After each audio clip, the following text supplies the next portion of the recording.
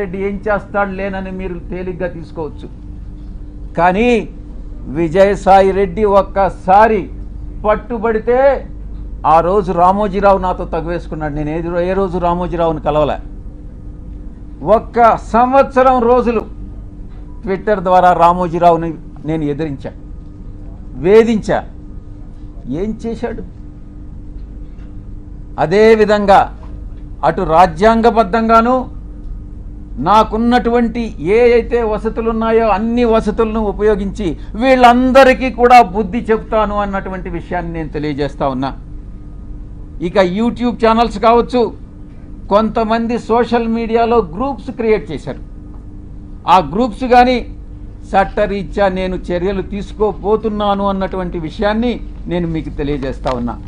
ఆ చర్యలు ఏందనేది కూడా మీకు చెప్పి చేస్తాను. మీకు వెన్నుపోటు పొడిచేటటువంటి ఉద్దేశం నాకు లేదు. మీకు చెప్పి చేస్తాను. ఫస్ట్ మొట్టమొదటిగా మిగతా వాళ్ళని పక్కన పెట్టినా కూడా వంశీకృష్ణ అనే వాడిని మాత్రం నేను వదలను. తప్పకుండా ప్రివిలేజ్ మోషన్ పార్లమెంటులో మూవ్ చేస్తాను. వీడు చేసినటువంటి అన్యాయానికి, అన్యాయమైనటువంటి నిరాధారమైనటువంటి ఆరోపణలకి. 2, ఎడిటర్స్ గిల్డ్ ఆఫ్ ఇండియాకి కంప్లైంట్ చేస్తా. 3, ప్రెస్ కౌన్సిల్ ఆఫ్ ఇండియాకి కంప్లైంట్ చేస్తా. నేషనల్ ఉమెన్ కమిషన్కి కంప్లైంట్ చేయిస్తా. నేషనల్ ట్రైబల్ కమిషన్కి కంప్లైంట్ చేయిస్తా. నేషనల్ హ్యూమన్ రైట్స్ కమిషన్కి కంప్లైంట్ చేయిస్తా. ఆంధ్రప్రదేశ్ ఎస్టీ కమిషన్కి కంప్లైంట్ చేయిస్తా. డిఫమేషన్ కేసు ఫైల్ చేస్తా. నేనే చేస్తా. యూనియన్ ట్రైబల్ మినిస్టర్ని కలిసి వీడు చేసేటటువంటి అన్యాయాలు, వీడు చేసేటటువంటి అకృత్యాలు, వీడు చేసేటటువంటి బ్లాక్మెయిల్స్, వీడు చేసేటటువంటి ఇండస్ట్రియలిస్ట్ అందరినీ కూడా పిలిచి వాళ్ళని బెదిరించి నీ ఇండస్ట్రీలో ఇవన్నీ తప్పులు చేశావు, నువ్వు ఇంత నాకు బ్లాక్మెయిల్ అమౌంట్ కట్టు అని బెదిరింపులను కూడా నేను కేంద్ర మంత్రికి నేను విన్నవిస్తా.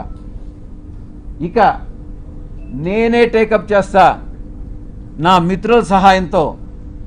ఉమెన్ ఆర్గనైజేషన్స్ ఏవైతే ఉన్నాయో ఆ women organisations, SC ST organisations అందరినీ కూడా సమైక్యంగా ఏకీకృతం చేసి వీడి మీద చర్యలు తీసుకునేటటువంటి ఏర్పాట్లన్నీ కూడా చేస్తాం. ఇక కాన్స్టిట్యూషనల్ బాడీస్ ఏదైతే ఉన్నాయో న్యాయం కోసం ఇతన్ని శిక్షించేదానికి ఏదైతే చేయాలనో ఆ ప్రతి ఒక్కటి చేస్తానని నేను మీ అందరికీ కూడా తెలియజేస్తా ఉన్నా.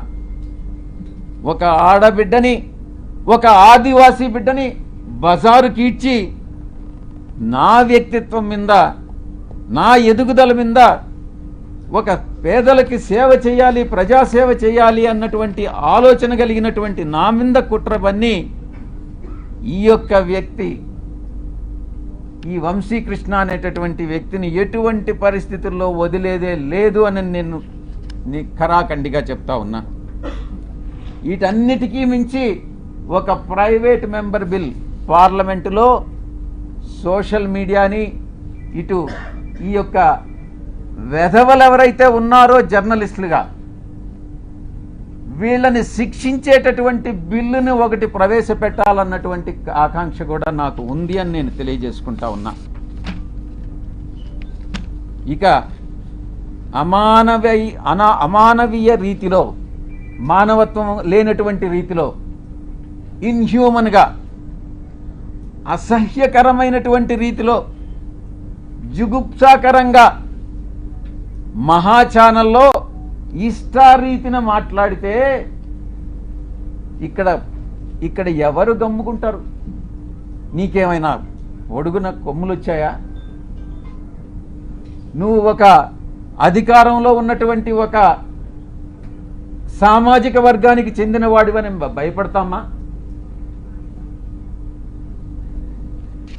నోడల్ ఎంపీగా ప్రభుత్వ కార్యక్రమాలకు హాజరైనప్పుడు చాలామంది అధికారులు హాజరవుతారు, చాలా అడుగుతారు, చేయగలిగినవి అన్నీ చేస్తాం. నేను ఇక్కడ ఉన్నప్పుడు ప్రజా దర్బార్ నిర్వహించేవాడిని. చాలామంది ప్రజలు చాలా విషయాలు అడిగేవాళ్ళు, చాలామంది కలుస్తారు.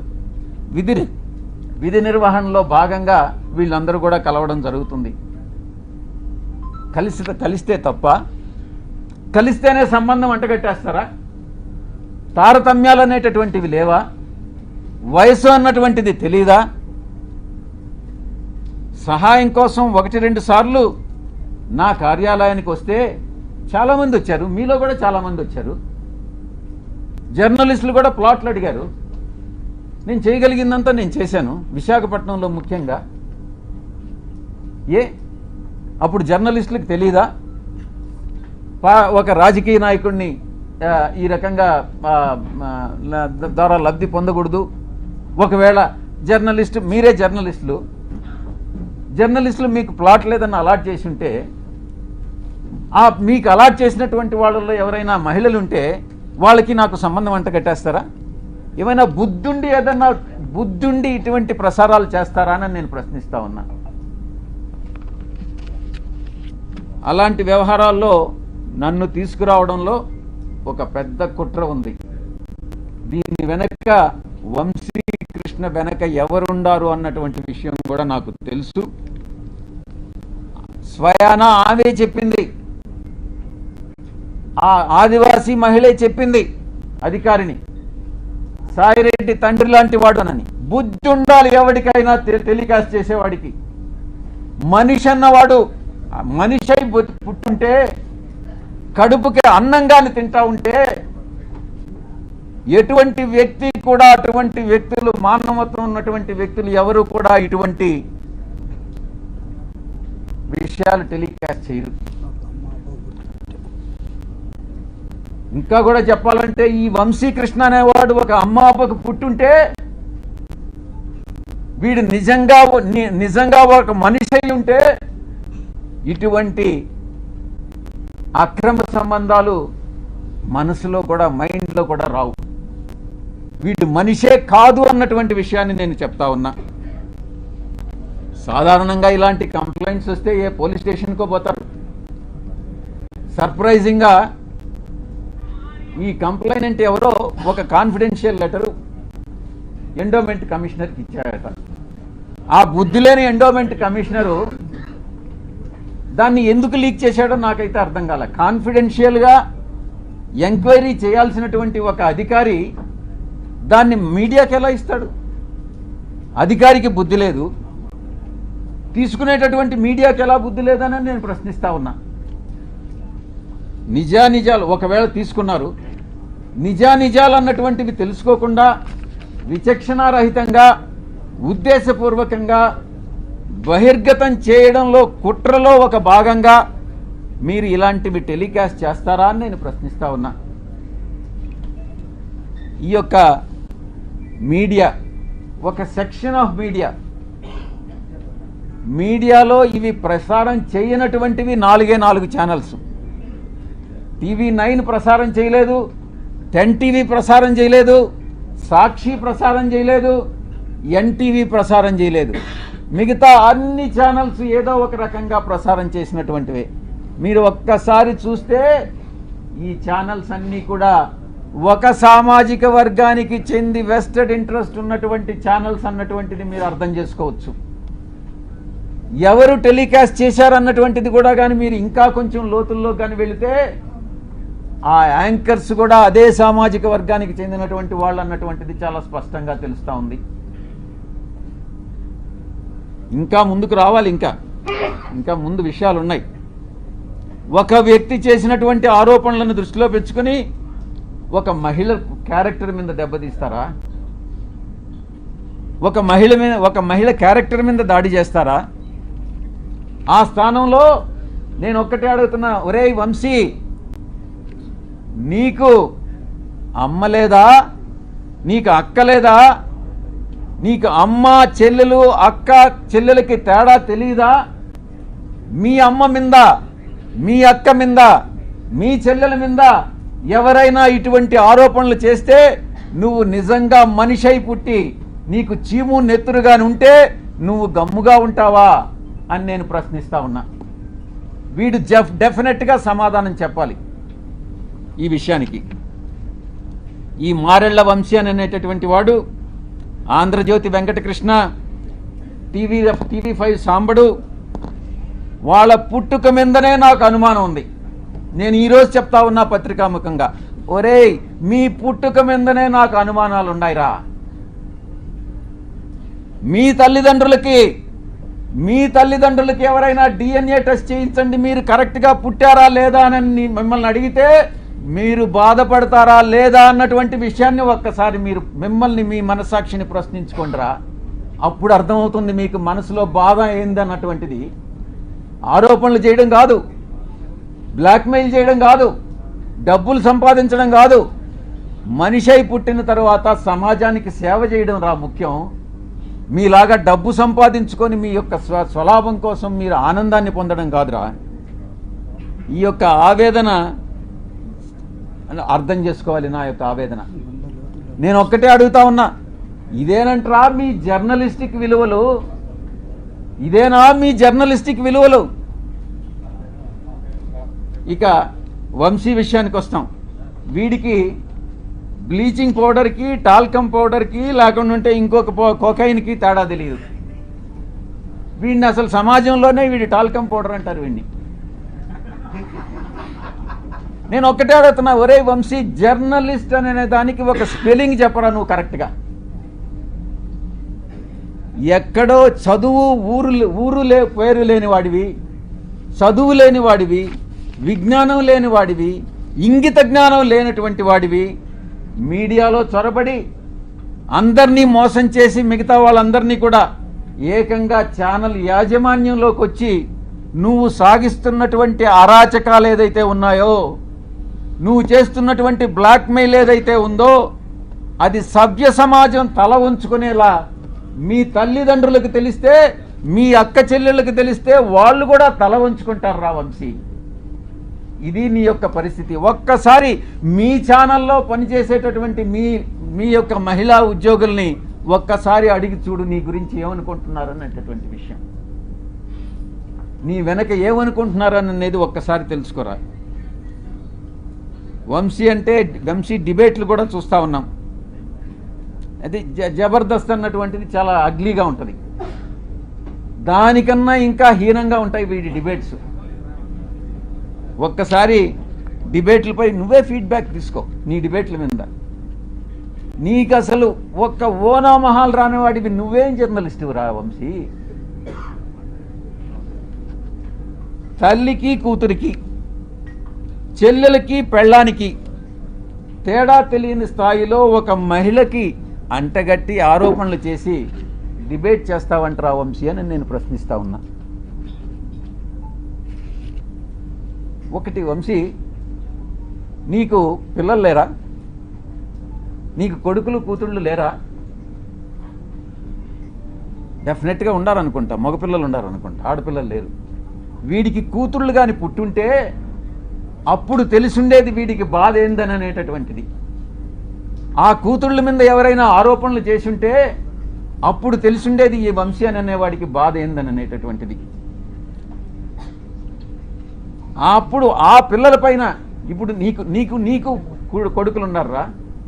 నీ కొడుకులా కాదానని ఎవరైనా డిఎన్ఏ టెస్ట్ చేయించమని నన్ను అడిగితే నువ్వు బాధపడతావా లేదా అని నేను ప్రశ్నిస్తా ఉన్నా. ఇక సాంబడు గురించి తెలుసుకోవాలి. సాంబడు కాసేపు అయిపోవచ్చింది, కాసేపు నిశ్శబ్దంగా ఉండండి వెనుకుండేటటువంటి వాళ్ళు, లేకుంటే ఇక్కడికి వచ్చి స్టేజ్ మీద మీరే మాట్లాడండి, నేను కూడా వింటా. సాంబడి గురించి చెప్పుకోవాలనంటే సంధ్యా శ్రీధర్ రావుని అడగాలి. నాకంటే ఎక్కువ ఆయనే చెప్తాడు. వీడి పెట్రోల్ బంకుని ఎలా దోచేసింది, ఎవరిని లోపరుచుకొని అడుక్కునే స్థాయి నుంచి ఆడంబరం స్థాయి వరకు ఎలా వెదిగాడు వీడి సాంబడు, సంధ్యా శ్రీధరే ఎక్కువ బాగా చెప్తాడు. ఇక ఏబిఎన్ డిస్కషన్లో చేసేటటువంటి వెంకట్ గాడు ఉన్నాడు. వీడు ప్రముఖ సినీ దర్శకేంద్రుడు దగ్గర పనిచేసే ఒక అమ్మాయిని సైట్ కొట్టి జర్నలిస్ట్ కాలనీలో ఆ అమ్మాయికి కూడా సైట్ కావాలని అక్రమంగా ఆ జాబితాలో పేరు పెట్టించి ఆ తర్వాత ఈటీవీలో ఉద్యోగం పోగొట్టుకున్నటువంటి వాడు వీడు వెంకట్ అనేవాడు. వీళ్ళందరూ కూడా జర్నలిస్టులు. తెలుగు జర్నలిస్టు ప్రమాణాలు పాటించేటటువంటి గొప్ప జర్నలిస్టులు. ఇది ఆ తెలుగు జర్నలిజం యొక్క కథ. కనీస నైతిక విలువలు, మానవ సంబంధాల మీద అవగాహన లేనటువంటి వాళ్ళు జర్నలిస్టు ముసుగులో వీళ్ళందరూ కూడా బ్లాక్మెయిలర్స్ని నేను కొన్ని ప్రశ్నలు అడగదలుచుకున్నా. 3 ప్రశ్నలు. ఒరే వంశీ, నువ్వు జవాబు చెప్పు. క్యారెక్టర్ అసాసినేట్ చేయడానికి ఎందుకు ప్రయత్నిస్తున్నావు రా అని అడుగుతా ఉన్నా. 2, నీ క్యారెక్టర్ని ఎవరైనా ఇబ్బంది పెడితే నువ్వు చూస్తూ ఊరుకుంటావా అని ప్రశ్నిస్తా ఉన్నా. ఎలాంటి ఆధారం లేకుండా నీ పేరుని ఎవరో మహిళతో లింక్ చేసి DNA టెస్ట్ చేయమని అడిగితే నువ్వు గమ్ముకుంటావా అని ప్రశ్నిస్తా ఉన్నా. ఈ 3 ప్రశ్నలకి నువ్వు సమాధానం చెప్పరా నువ్వు నిజంగా జర్నలిస్ట్ అయితే? మనమందరం కూడా నాగరిక సమాజంలో, ప్రజాస్వామ్య దేశంలో జీవిస్తున్నాము అన్నటువంటి స్పృహ నీకు ఉందా అని ప్రశ్నిస్తా ఉన్నా. అసత్యమైనటువంటి, అమానవీయమైనటువంటి ప్రసారాలని వేగవంతం చేసే అవకాశం ఉన్నటువంటి ఈ రోజుల్లో కనీస విచారణ లేకుండా ఎవరు నిజంగా ఈ యొక్క ఇన్ఫర్మేషన్ కరెక్టా కాదా అన్నటువంటిది కూడా తెలుసుకోకుండా తిరిగి టెలికాస్ట్ చేయడం శిక్షార్హమైనటువంటి నేరం అని నీకు తెలియదా? అయినా నువ్వు చదువుకోలేదు, నీకేం తెలియదని నాకు తెలుసు, అయినా నీకు నేర్పిస్తా ఏం చేయాలన్నటువంటిది. దీన్ని ప్రజలు హర్షించరు అని నేను తెలియజేస్తా ఉన్నా. ఇక ఇంకొక విషయం కూడా నేను మీకు చేయదలుచుకున్నా. గతంలో ఒక 2.5 సంవత్సరం కిందట అప్పట్లో రామోజీరావు మీద కోపం వచ్చి నేను కూడా ఒక ఛానల్ స్టార్ట్ చేయాలని నేను ఒక నిర్ణయం తీసుకున్నా. అది ఓపెన్గా కూడా అనౌన్స్ చేశాను. కానీ కొన్ని కారణాల వల్ల మా అధ్యక్షులు నువ్వు అనవసరంగా లాస్ అయిపోతావన్నా, ఎందుకు మన ఛానల్ ఉంది కదా అని అంటే మళ్ళీ గమ్మైపోయా. కానీ ఈరోజు నిర్ణయం తీసుకున్నా, అరే వీడు దేనికి పనికిరానటువంటి వాడు ఈ వంశీ అనేటటువంటి వంశీగాడు ఛానల్ స్టార్ట్ చేయంగా ఒక ఎంపీగా ఉండి సమాజంలో ఒక పలుకుబడి ఉండి ఒక మంచి సేవ చేయాలన్నటువంటి దృక్పథం ఉన్నటువంటి నేను ఛానల్ స్టార్ట్ చేయలేనా? ఇన్ని రోజులు నేను ఎందుకు కాలయాపన చేశానన్నటువంటి తపన ఈరోజు నాలో మొదలైంది. తప్పకుండా ఛానల్ స్టార్ట్ చేస్తాను. మళ్ళీ నిర్ణయం తీసుకున్నా. ఈసారి ఎవరు చెప్పినా కూడా వినేది లేదు. ఛానల్ ప్రారంభం చేసి తీరుతా అతి త్వరలో. వీళ్ళందరి దుశ్చర్యలు ఈరోజు ఏదైతే ఈ యొక్క కుల ఛానల్స్ ఉన్నాయో, కుల పత్రికలు ఉన్నాయో, వీళ్ళందరినీ కూడా ఎండగడతాను అని నేను పత్రికాముఖంగా తెలియజేసుకుంటా ఉన్నా. త్వరలో ప్రారంభం చేస్తాం. ఈ ఛానల్ చాలా న్యూట్రల్గా ఉంటుంది. కులాలకి, మతాలకి, రాజకీయ పక్షాలకి